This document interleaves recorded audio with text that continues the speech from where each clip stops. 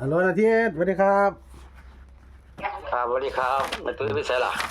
อยู่คนละหมองอยู่มื้อนี้มันบ่แยกวงบ่ว่าอันอืม นั่นมีคนจะไปหากัน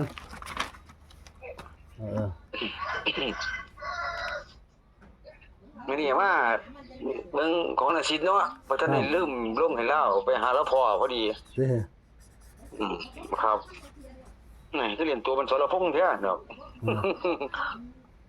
เรียกว่าเขาแล้วว่าเพราะเขาจังหวัด2ปอดไฟว่านะว่าธรรมดามีเขาไม่รุดดอกมีผู้ใดเห็นดอกกันดอกความฝันก็คือความฝันแหละเนาะสนุกบางมือก็ฝันแม่นบางมือก็ฝันบ่แม่นบ่มองเลยนั่นมันก็ไปสำนั่นแหละครับขึ้นเพิ่นก็ว่าขอเราพัฒนาย่ายนี่แหละเพิ่นว่าเพิ่นก็ว่าเอาให้เขียนให้อยู่ดอกเพิ่นนะเพราะยามใดเราก็ให้อยู่ดอกแต่ว่าบางทีมันก็เมื่อวานนี่อาจสิบ่แม่นเราดอกแล้วว่านะมันนี่เรามาเขียนให้2คู่แค่นั้นแหละแต่ก็มาเลยถ่ายคลิปอยู่วันนี้เราก็มาเขียนให้2คู่แหละกับเก็ดยังก่อนเก็ดซี่มารวยได้ยินบ่เก็ดซี่เก็ดหาเราอ่ะ2คู่แปลงเด้อว่านะว่าแม่ของลงของแม่นของบ่ยิสิทธิ์บ่ต้องแปลงเด้อว่านะว่าก็บอกบ่ให้แปลงเนาะซะเนาะยังเก็ตซี่เก็ตหาบ่มันมา14แม่นให้2คู่เก็ดซี่เก็ดหาคือคุณยายมาเขียนเล่นมาบ่ว่าแม่นครับเพราะว่าแล้วว่าไอ้หลายตัวมันก็ถ้าหมูถือคือเก่าแหละแล้วว่าเอา2คู่ไปรวดมันว่าย้ายมันเว้านะ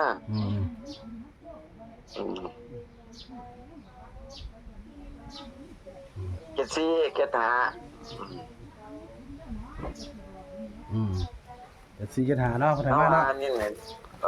ครับเพิ่นแล้วบอกว่าเน้นตัวเลยแต่ว่าคล้ายๆเพิ่นมาเขียนให้เพิ่นวงเก็ดหาหายวะตามเบิ่งเด้อครับพี่นี่คือความฝันเนาะครับนี่เขาไม่รู้ครับแนวทางซื่อเราเบิ่งเนาะมันก็มีโอกาสมีเขาไม่ลดละน้ำเขาค่าได้นะซิดก็ได้น้ำบ่เขาก็บ่เขาแล้วเขาว่า 2-3 มื้อแล้วบ่เขานะว่ามันเล่าทีเนาะโอ้ยยายแล้วก็แม่แล้วก็บอกยายเอ้ยว่ามันแม่นเป็นหยังว่าก็ได้เก็ดซี่เก็ดหาเพิ่นนี่แหละครับแล้วก็มาเขียนให้2คู่เท่านั้นแหละแต่ว่าเลขยังก็พ้นปวกแก้แล้วไปจุดเดดิอีสักพักบุญเนาะขอยังเราไปขอแล้วว่านี่ขอเราพัฒนาแล้วพะนะว่าขอเราไปขอให้ไปจุดกับเรานั่นเราเป็นผู้จุดได้ครับตามเบิ่งแล้วเมื่อวานก็เพิ่นไปขอไทยแล้วมันก็ไปเล่าเนาะครับพวกเปียดมาล่ะก็ซื้อก่อนอยู่แล้วเพราะว่ามันนั่นก้อนมือเขาก็ซื้อก้อนตัวละครับไม่งั้นอยู่ดอกมันก็มันก็เป็นเลขแล้วเมื่อวานเนาะก็บอกอยู่ได้แล้วว่าซื้อก้อนเด้อซื้อเหล้าอยู่ดอกมื้อนี้เฮาก็มาตามเบิ่งนั่นแหละว่ามันสิเป็นจังได๋โชคให้มาเด้อนะครับสำหรับนาซิดเนาะ7574เด็กแม่นเบรกบ่หลายเด้อครับ75742คู่เท่านั้นแหละ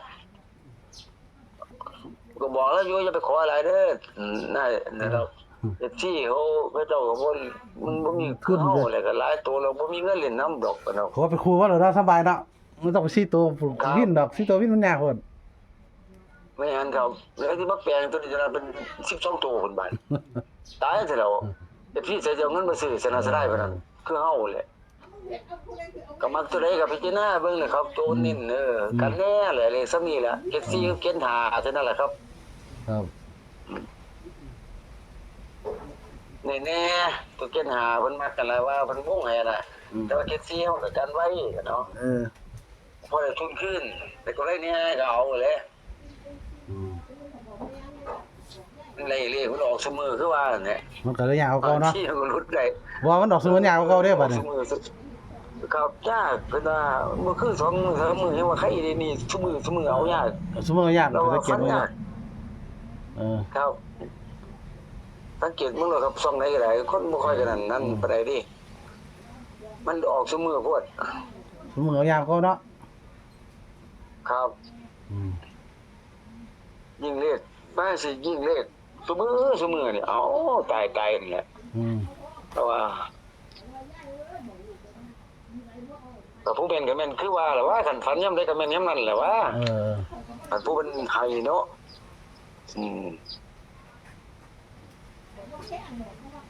ไม่ได้มีแม่เกไปเนี่ย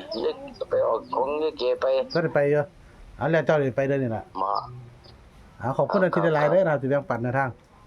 ให้โชคให้หมานสุขทุกคนสวัสดีครับ ครับ สวัสดีครับ